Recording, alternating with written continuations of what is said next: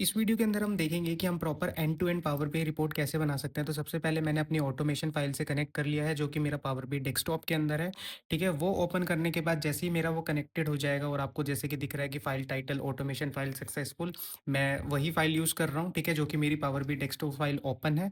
ठीक है, जब एक बार ये हो जाएगा तो उसके बाद हम क्या करेंगे, एक प्रॉम्प्ट डालेंगे। ठीक है, प्रॉम्प्ट काफ़ी बड़ा सा प्रॉम्प्ट है, मैं ये प्रॉम्प्ट आपको डिस्क्रिप्शन बॉक्स में भी दे दूंगा। बेसिकली इसके अंदर मैं चाह रहा हूँ कि वो डैशबोर्ड बना दे, वो बेसिकली मेजर्स भी लिख दे सारे। और मैंने आप इस वीडियो के एंड तक ये भी रियलाइज़ करेंगे कि मैंने आरएलएस का कहीं भी बात नहीं की थी, बट इसके अंदर वो आरएलएस वाला पार्ट भी कंप्लीट करके देगा हमारे को।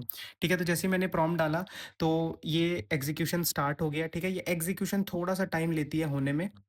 ठीक है, अभी ये देख रहा है कि मेरी जो पावर बीआई रिपोर्ट थी उसके अंदर सिर्फ कस्टमर टेबल एग्जिस्ट कर रहा था। उसने ये कस्टमर टेबल को सबसे पहले रीड किया। अब ये उसके बेसिस पे ये क्या कर रहा है, एक डेट टेबल, जो भी जब हम एक्चुअल डेवलपमेंट भी करते हैं तो सबसे पहला हमारा स्टेप रहता है कि हम डेट टेबल क्रिएट करें। ठीक है, तो ये क्या कर रहा है, ये डेट टेबल क्रिएट कर रहा है। ठीक है, ये थोड़ा सा टाइम लेगा ये वाला स्टेप जो होगा, क्योंकि प्रॉम्प्ट बहुत बड़ा प्रॉम्प्ट दिया है। मैं प्रॉम्प्ट आपको as it is description box में दे दूंगा। इस पूरे प्रॉम्प्ट को एनालाइज करके स्टेप बाय स्टेप जो भी हमारे को रिक्वायर्ड चीज़ें होंगी उसके अकॉर्डिंग ये हर एक स्टेप उसके अकॉर्डिंग एग्जीक्यूट कर रहा है। ठीक है, तो सबसे पहला स्टेप था उसके अंदर डेट टेबल बनाना। दूसरे स्टेप के अंदर ये कर रहा है create calculated column on the customer table, age group and customer type. ठीक है, वो हम लोग देखेंगे पावर बीआई के अंदर भी जाके कि किस तरीके से इसने क्या एग्जीक्यूशन करी है। ठीक है, एक बार ये ऑपरेशन को थोड़ा सा कंप्लीट हो जाने देते हैं। ठीक है, और जैसे कि मैंने लास्ट वीडियो के अंदर भी बताया था आपको कि आप ये चाहें तो, क्योंकि मैं इसको नहीं करा है, आप इसको अलाउ ऑलवेज भी कर सकते हैं ताकि ये इंटरप्ट ना हो ऑपरेशन, ये ऑटोमेटिकली चलता रहे पूरा का पूरा ऑपरेशन। ठीक है, इसमें आप ये भी नोटिस करेंगे कि प्रॉपर जो डैक्स मेजर्स लिखे होंगे वो बिल्कुल एक सेग्रीगेटेड फॉर्म के अंदर होंगे, प्रॉपर फोल्डर्स के अंदर होंगे। एक नए टेबल मेजर का नाम होगा, उसके अंदर सारे के सारे हमारे मेजर्स होंगे, जिसके अंदर हमारे पास बेसिक मेजर्स अलग होंगे।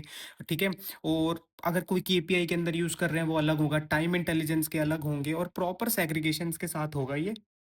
ठीक है, एक बार ये ऑपरेशंस को जिस तरीके से ये चल रहा है, ये थोड़ा-सा टाइम लेगा, जैसे कि मैं पहले भी बताया आपको, क्योंकि ये बहुत बड़ा प्रॉम्प्ट मैंने इसके अंदर डाला है।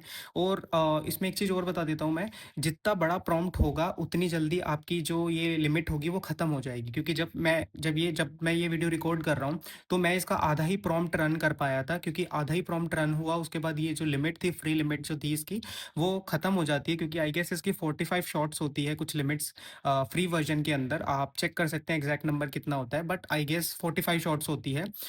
तो उतना जब ये कंप्लीट हो गया था तो मैंने वहीं पर स्टॉप कर दिया था, मैंने वो सेशन एंड नहीं किया था। उसका ये बेनिफिट रहता है कि जब आप सपोज आपकी लिमिट कल से रिन्यू हो रही है, तो जब आप वापस आके उसी पे कंटिन्यू क्लिक करेंगे तो जो आपके प्रीवियस स्टेप हो चुके होंगे ऊपर तक, वो सारे के सारे एज इट इज इंटैक्ट रहेंगे। ठीक है, आपको जस्ट एक चीज करनी है कि जो भी आपकी पावर बीआई की फाइल होगी उसको उस स्टेज तक सेव करके रख लो, ताकि जब वो वापस जाके कनेक्शन को रीएस्टैब्लिश करे तो उसको वो सारे के सारे चेंजेस ऑलरेडी वहां पर मिले। ठीक है, और फिर आप जस्ट कंटिन्यू क्लिक करेंगे, आपको भी मैं दिखाऊंगा किस तरीके से मैं बता रहा हूँ।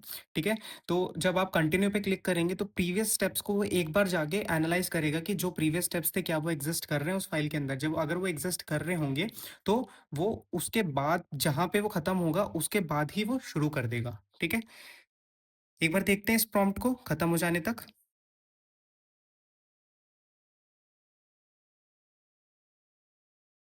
देखिए, इसके अंदर उसने क्या बोलते हैं, डैक्स मेजर्स लिख दिया, बैच क्रिएट कर दिया, और केपीआई केपीआई मेजर्स बेसिकली जो केपीआई कार्ड्स होंगे उसके लिए है। एडवांस एनालिटिकल मेजर्स जिसके अंदर कि हमारे टाइम इंटेलिजेंस फंक्शंस होंगे, वो सारा हो गया। इसने रैंकिंग के मेजर्स बनाए स्टेप 6 के अंदर, जिसमें कि टॉप एन और रैंकिंग मेजर्स होंगे। ठीक है, लेट्स सी और क्या-क्या करता है ये।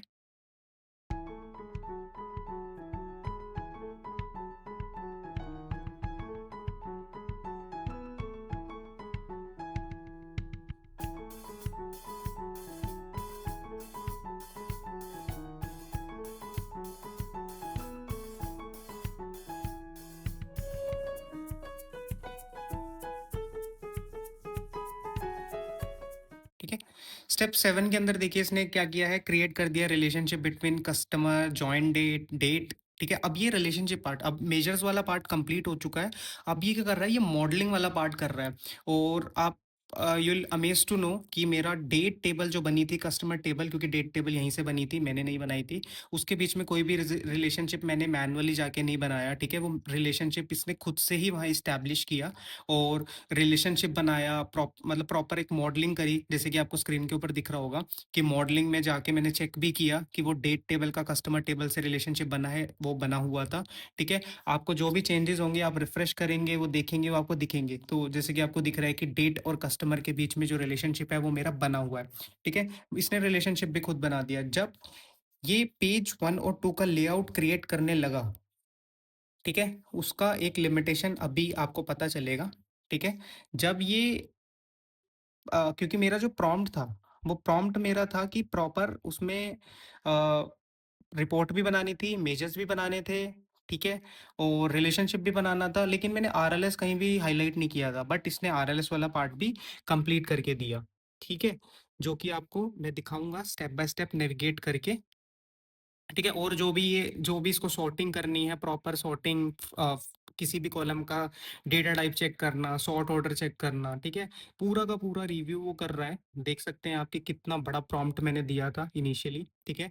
और ये प्रॉम्प्ट आप डिस्क्रिप्शन बॉक्स में भी मैं डाल दूंगा, आप वहां से डिस्क्रिप्शन बॉक्स से ये प्रॉम्प्ट लेके एज इट इज आप ये ट्राई कर सकते हैं, ठीक है। और डेटा सेट आपकी साइड से एक सपोर्ट ये चाहिए होगा कि आप डिफरेंट डेटा सेट पे इसको ट्राई करिए, ठीक है। ये मतलब प्रॉम्प्ट सेम रखिए, बट अपने डेटा सेट चेंज करके देखिए कि किस तरीके से आउटपुट आते हैं, जिससे आपको और क्लैरिटी आएगी कि क्या प्रॉम्प्ट कैसा रिजल्ट देता है, ठीक है।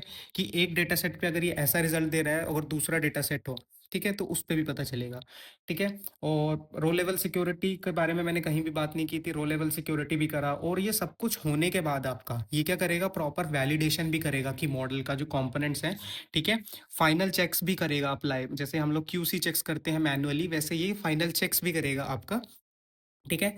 जब ये सब कुछ कर देगा, ये फाइनल चेक्स एंड ऑल सब कुछ कर देगा, तो हम लोग वापस जाके चेक करते हैं, ठीक है।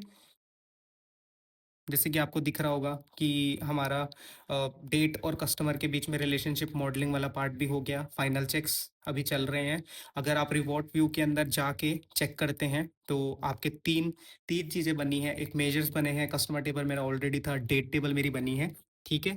और डेट टेबल के अंदर डेट टेबल के अंदर डेट टेबल का कस्टमर से रिलेशन बनाया, पूरा का प्रॉपर डेट टेबल बिल्ड कर दिया, ठीक है। मेजर्स के अंदर प्रॉपर फोल्डर्स के अंदर सेग्रीगेशन कर दी, कोर केपीआईज और वो सब, मतलब जो भी एक रिक्वायर्ड होता है इनिशियल एक बेस बनाने के लिए किसी भी कोर डेवलपमेंट का, वो सब कुछ देखिए प्रॉपर बता रहा है कि पेज 1 पे कौन सी केपीआई आएंगी, पेज 2 पे कौन सी केपीआईज आएंगी। तो इनिशियली जब मैंने ये प्रॉम्प्ट डाला था मेरे मन में ये था, ठीक है, initially what I had in my mind कि ये प्रॉपर खुद से ही रिपोर्ट बना के दे देगा, बट जब ये प्रॉम्प्ट एंड हुआ, in the end I got to know कि ये प्रॉपर रिपोर्ट नहीं बना सकता। उसके लिए मैंने एक डिफरेंट प्रॉम्प्ट यूज़ किया, ठीक है। आफ्टर रिसर्च, मैंने रिसर्च करने के बाद थोड़ा सा इसमें डिफरेंट सा प्रॉम्प्ट डाला, ठीक है, क्योंकि ये डायरेक्टली आपका विजुअल्स नहीं बना सकता, ये आपको मॉडलिंग करके दे सकता है, ये आपके मेजर्स लिख के दे सकता है, ठीक है। जो मैंने डिफरेंट सा प्रॉम्प्ट डाला वो आपको, ये वाला प्रॉम्प्ट भी मैं एज इट इज़ दे दूंगा, हालांकि ये बहुत वेग सा प्रॉम्प्ट मैंने डाला था, ठीक है। मैंने सबसे पहले ये भी ट्राई किया कि build all visuals in the power BI desktop you have given above, ठीक है, बट उससे नहीं हुआ। इसने बोला कि नहीं, मैं रिपोर्ट एंड विजुअल्स नहीं बना के दे सकता, ठीक है। जो भी पूरा पूरा था कि power MCP server does not support creating report visuals, ठीक है। तो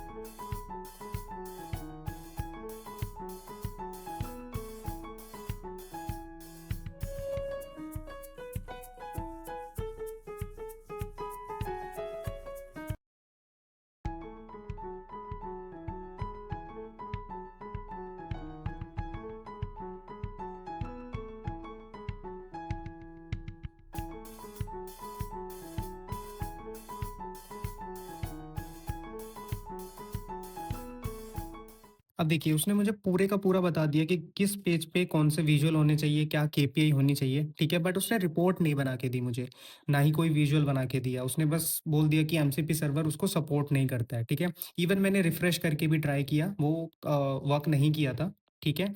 तो उसके लिए आप क्या कर सकते हैं, तो उसके लिए आपको एचटीएमएल मतलब एचटीएमएल रिलेटेड कुछ प्रॉम्प्ट डालना पड़ेगा कि मुझे क्लाइंट को शोकेस करना है, तो मुझे एक एचटीएमएल व्यू दे दे, जो कि मेरा वायरफ्रेम एचटीएमएल जो वायरफ्रेम होगा, वो एक्चुअल पावर बीआई रिपोर्ट जैसा होगा।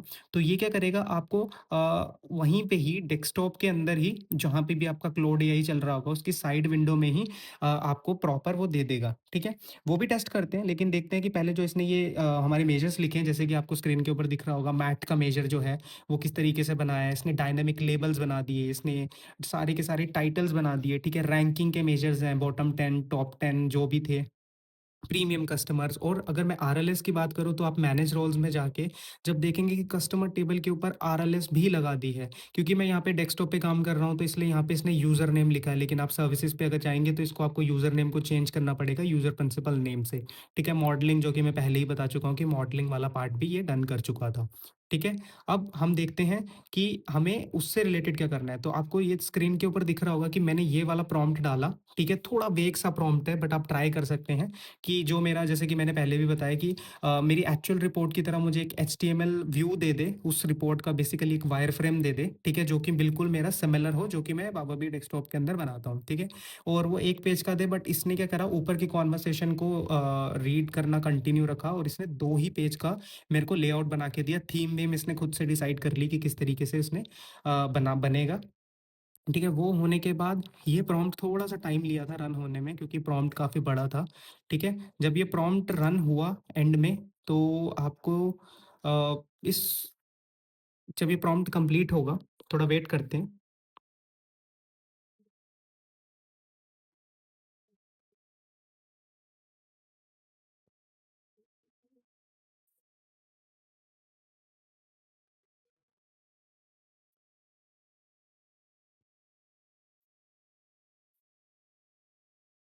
तो ये थोड़ा-सा टाइम लेगा कंप्लीट होने के लिए। तो अभी तक हमने क्या किया, हमने बहुत बड़ा-सा प्रॉम्प्ट दिया, जिसमें हमने कि सब कुछ बोला कि रिपोर्ट बनाओ, डैक्स बनाओ, मेजर्स लिखो, ठीक है? इवन आरएलएस वाला पार्ट भी किया, मॉडलिंग भी कर दी, सब कुछ कर दिया, बट रिपोर्ट विजुअल्स नहीं बने थे, ठीक है?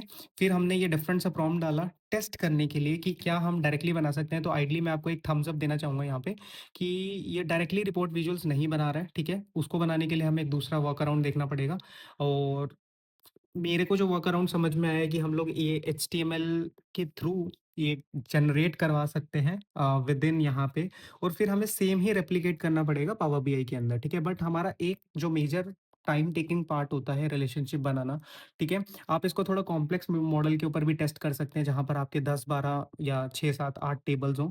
क्योंकि मैंने एक डेमोन्स्ट्रेशन पर्पज़ के हिसाब से मैंने यहाँ पे एक ही टेबल लिया था, डेट टेबल इसने खुद से बिल्ड किया।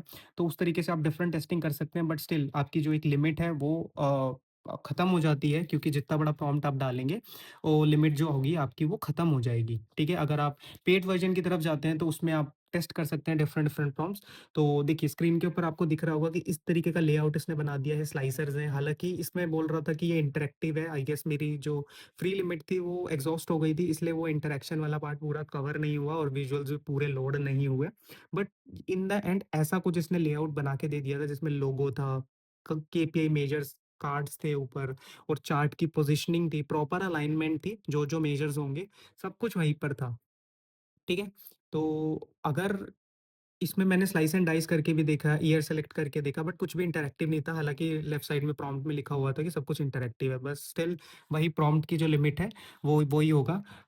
तो यही था। अगर आपको ये वीडियो समझ में आई है, तो चैनल को सब्सक्राइब कीजिए, और वीडियो को लाइक कीजिए, शेयर कीजिए, तो ताकि आप भी जो अपनी टेस्टिंग है, फाइंडिंग्स हैं, उस फाइंडिंग्स को शेयर कीजिए, ताकि और वाइडर ऑडियंस को पता चल सके कि और किस तरीके से हम लोग यूज़ कर सकते हैं, और लेटर रन में किस तरीके से एक पावर बीआई डेवलपर का रोल होगा इन फ्यूचर, ठीक है?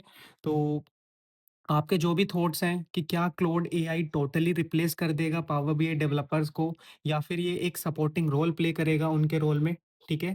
तो यहीं एंड करते हैं, और मिलते हैं नई वीडियो में एक नए टॉपिक के साथ।